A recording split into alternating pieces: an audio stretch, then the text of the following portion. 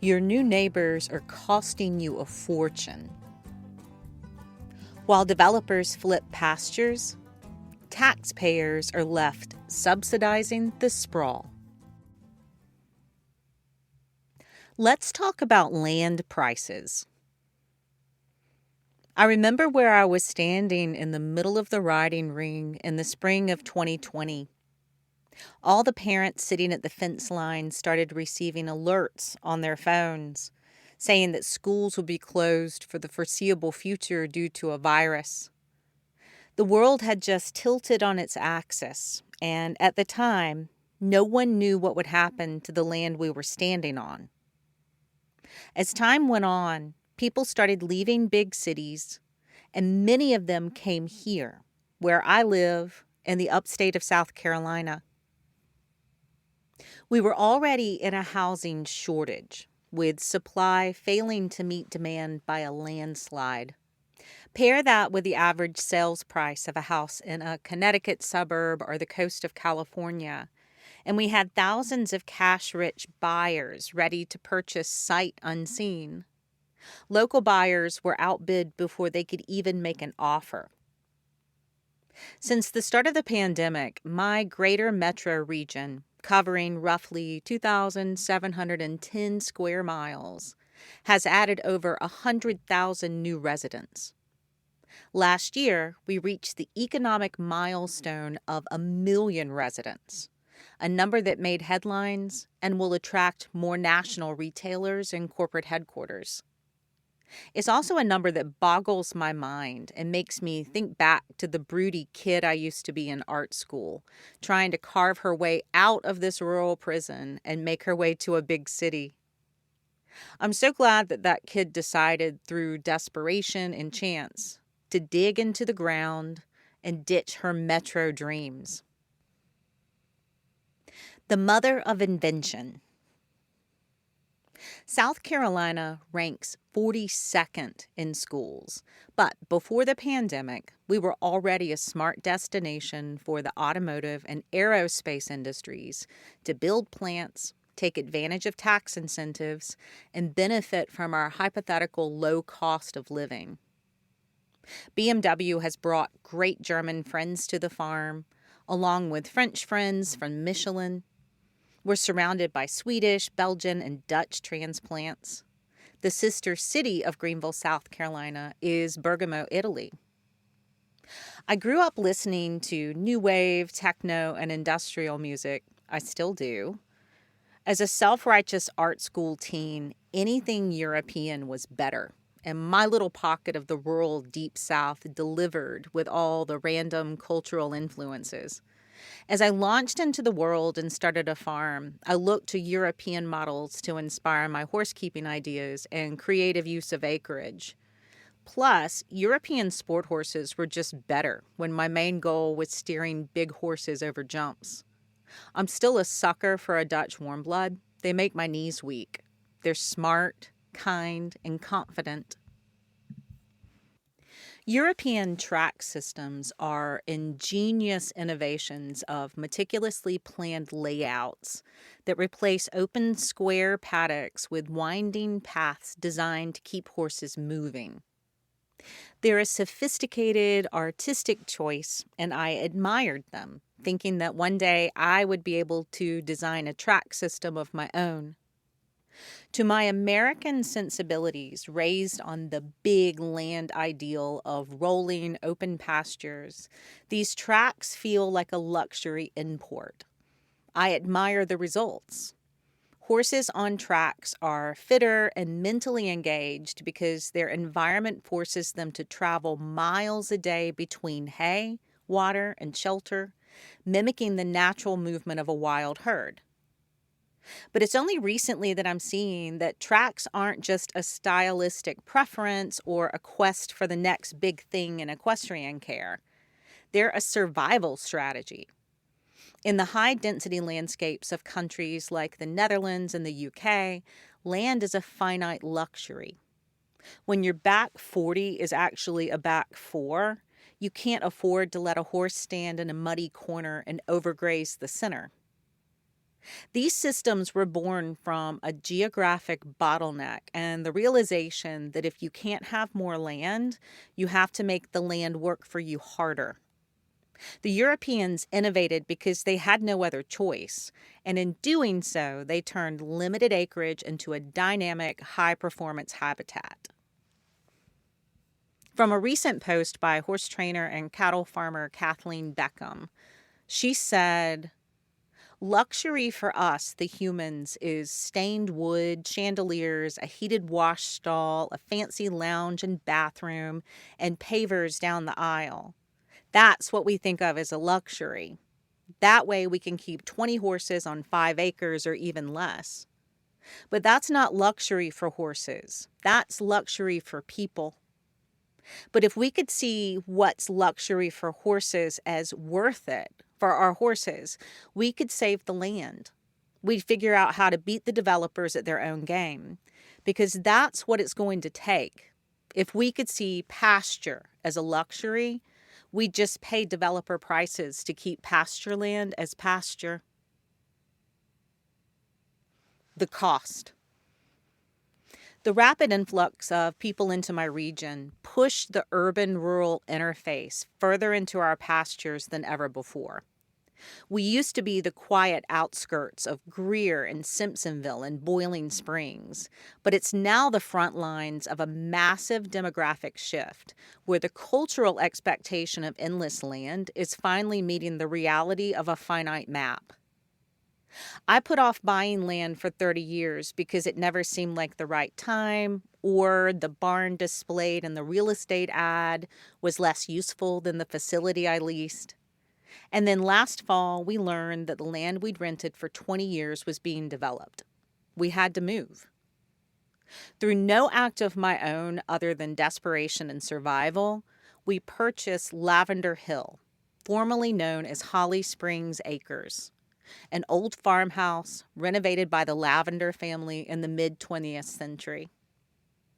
The farm had been on the market for a year, waiting for the right buyer to show up. The day our realtor put in an offer, another offer arrived from a buyer wanting to build an Airbnb complex of dome houses in the fields. I later learned this from the neighbors. The only reason the seller chose us over them was that I cashed out my retirement to match the offer, and the seller appreciated our goal of keeping the land intact as a farm. 10 years ago, the 30 acres on which Lavender Hill rests were valued at $450,000. Today, it is valued at over $1.3 million. Let's crunch those numbers while also keeping in mind that most tax authorities and agricultural boards don't classify horse pursuits as agriculture unless there is a clear product, like foals and their mamas, leaving the equestrian world in a vulnerable gray area. The primary threat to the entire agricultural landscape of my region is a lopsided economic scale that makes a subdivision far more valuable on paper than a stable, no matter what it's producing. Before 2020, farmland in the upstate of South Carolina was expensive by agricultural standards, but it was still comprehensible as farm country. Following a period of stabilization from 2014 to 2020, U.S. farmland values began appreciating sharply in 2021 and have continued to rise. The compound annualized growth rate for U.S. farmland from 2019 to 2024 was 5.8% per year, according to the USDA. In my region's high-demand counties, the numbers are far more dramatic. Today, land in Greenville County runs $60,000 to $70,000 per acre on average, with prices near the city and in areas like Travelers Rest pushing to $80,000 to $150,000 per acre. For context, pasture land across the Southeast, Florida, Alabama, Georgia, and South Carolina together averaged $5,510 per acre in 2024. The gap between what land is worth as a farm and what a developer will pay for it is no longer a gap. It's a canyon. There is no single price for land. There is what the land is worth when it is priced as farmland, based on what it can produce and what it will lease for.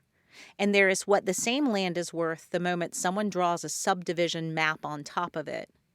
Those are two entirely different conversations happening simultaneously in almost every rural county in the U.S. right now. A large agricultural parcel, 50 to 100 acres, typically sells at a lower per acre rate than a small developable lot. In Greenville County, the median price for larger tracts runs around $18,750 per acre. Small developable lots under 2 acres in the same county hit a median of $100,000 per acre. That is a premium a developer pays in the same county to slice something into pieces. The moment someone signals that a piece of farm ground might be subdivided, they are no longer selling farmland. They're selling the future ghost of what used to be there.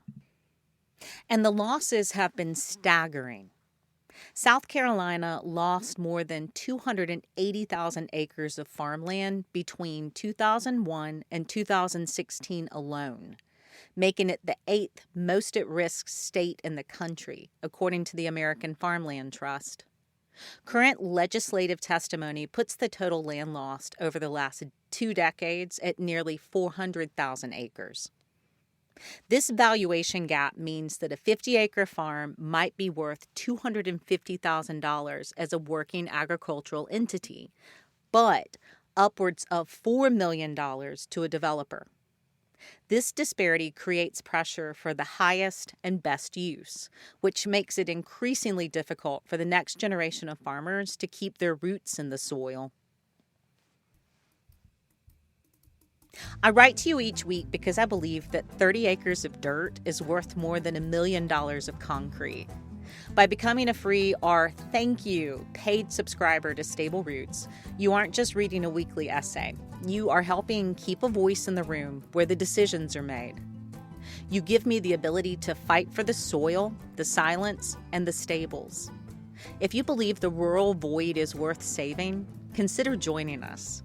Let's keep the horizon stretching 1 acre at a time.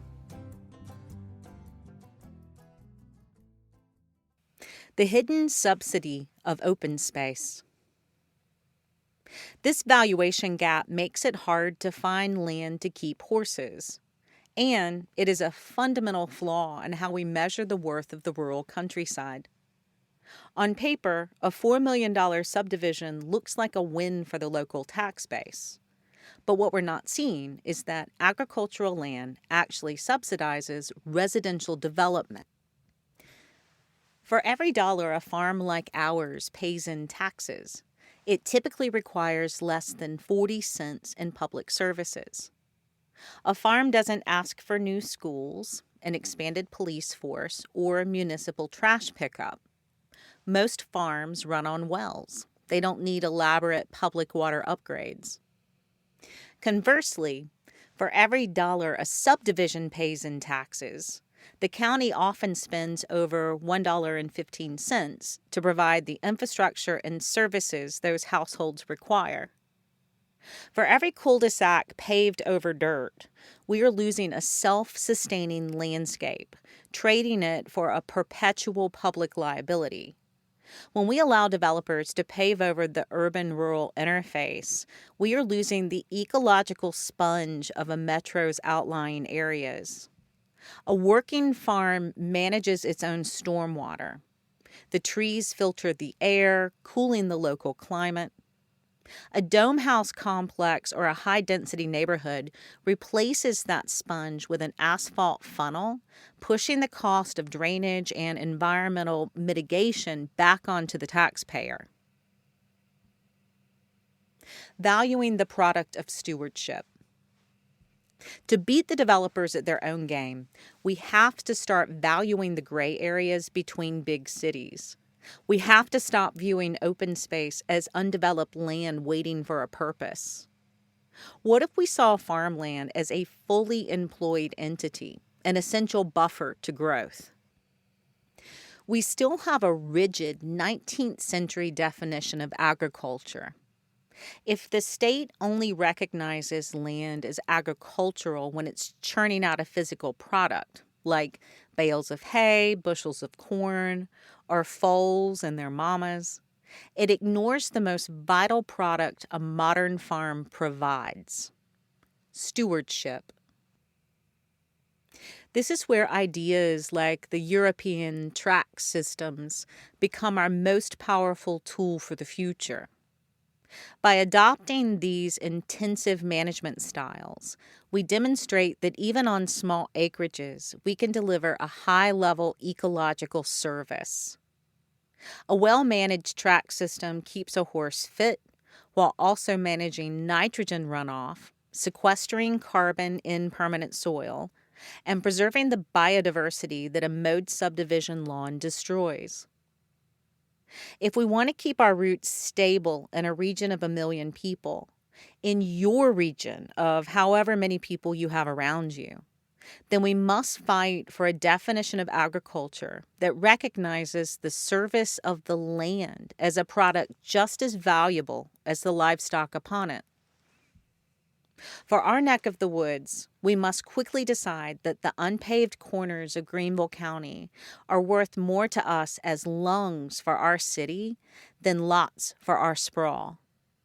Because once that $1.3 million patch of dirt is buried under concrete, no amount of innovation can ever bring the soil back to life.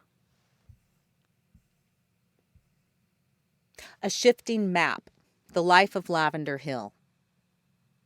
The history of the land I now work and live on reflects my region's contraction.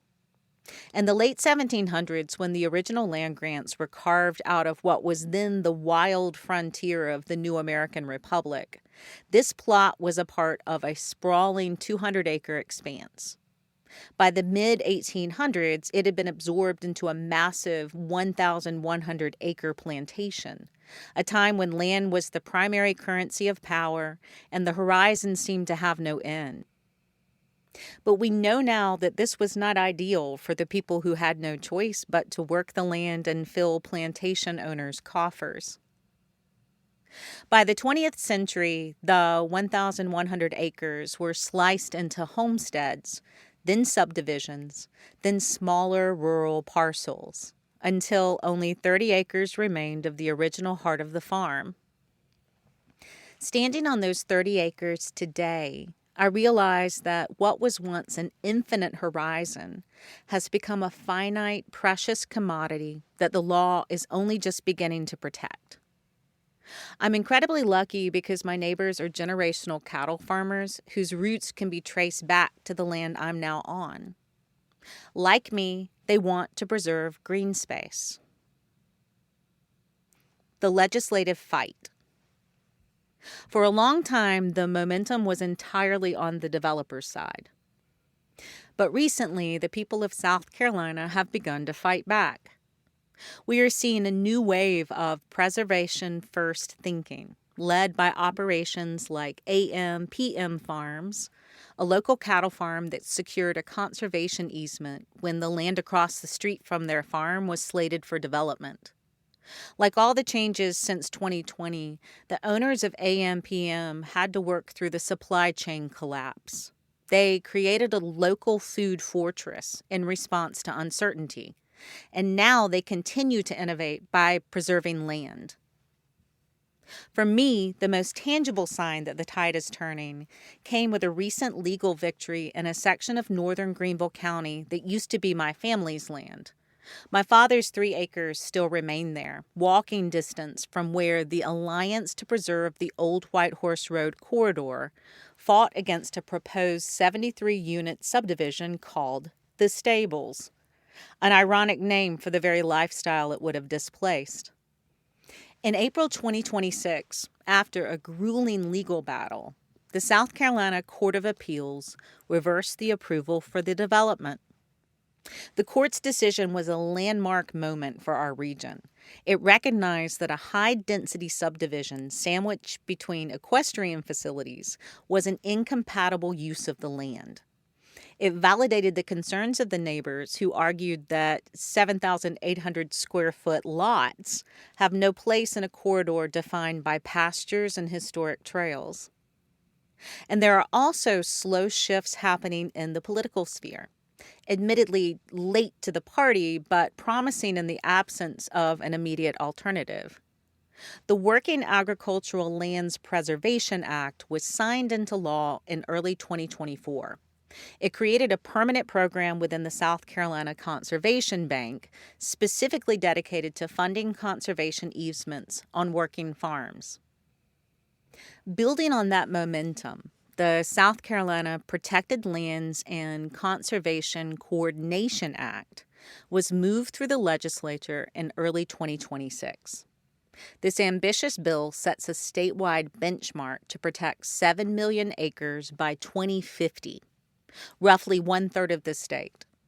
It acknowledges that our natural resources and working lands are essential state interest, shifting the narrative from viewing farms as vacant lots to viewing them as critical infrastructure. This is the reality that we're living in. The call to action. The people who arrived here since 2020 didn't just bring their belongings. They brought a different set of expectations. They cashed out in California, New York, and Connecticut and bought our dirt sight unseen, treating our resources like a discount commodity. Some came to work remotely from a charming travel destination, turning our quiet back roads into high-speed fiber optic corridors. Others came to escape, to homestead and homeschool, searching for a slice of self-reliance that they are paradoxically destroying by sheer volume. They want the view, but not the smell of manure. They want the aesthetic of the farmhouse, but they don't want the slow-moving tractor on the road during their morning commute. We have to be brutal about the math. We are no longer living in the deep south of land grants and infinite horizons. We are living in the bottleneck. If you're a horse person, a cattle farmer, or just someone who likes to breathe air that hasn't been filtered through a neighbor's HVAC system, you are in a war of attrition. The developers aren't just building houses. They are harvesting the future ghost of my region.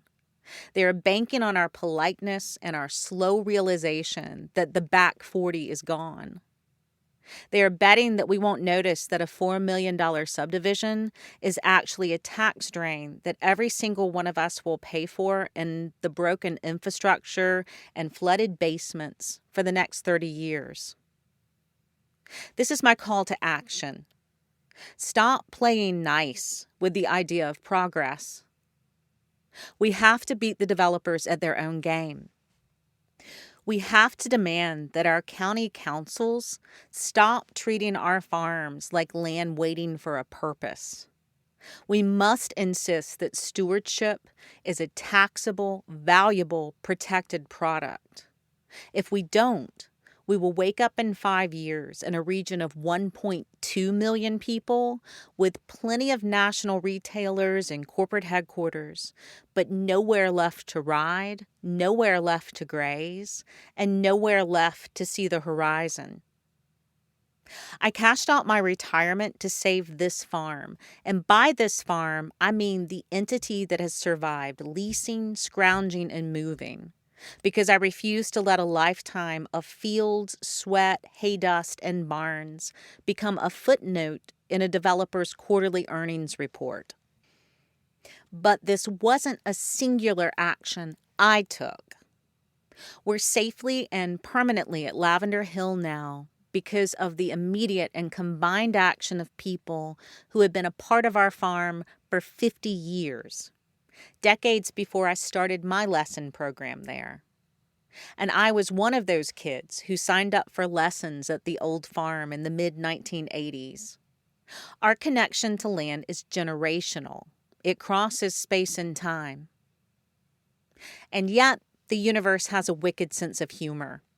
Today, I received a delinquent tax notice because the county spent the last 8 months mailing the statements to the previous owner, who apparently decided that "not my farm, not my problem" was a solid life philosophy. Don't be that person. Trying to call a county office to explain this and have the late fees removed is a special kind of purgatory. It's like trying to explain the concept of joy to a spreadsheet. Talking to people who are paid to worship the protocol and not the big picture is like arguing with the IRS, only with more "please hold" music and less hope of human outcome. The wheels of bureaucracy don't just move slowly. They move with the rhythmic, indifferent thud of a horse who's decided it's done working for the day. Like an acquaintance that served time once said of the justice system, "That bitch isn't blind, she's greedy." This is the tax we pay for holding the line. But it also gives us a voice and a vote about what we allow to happen to the land around us. So I'm asking you, what are you willing to do? Are you willing to cash out your safe future for a muddy present? Are you willing to fight the people who see our pastures as nothing more than unpaved parking lots?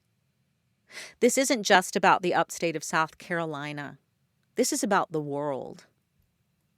Because once our dirt is buried under 6 inches of concrete, the conversation is over.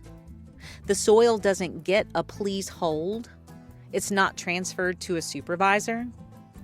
The land goes straight to auction.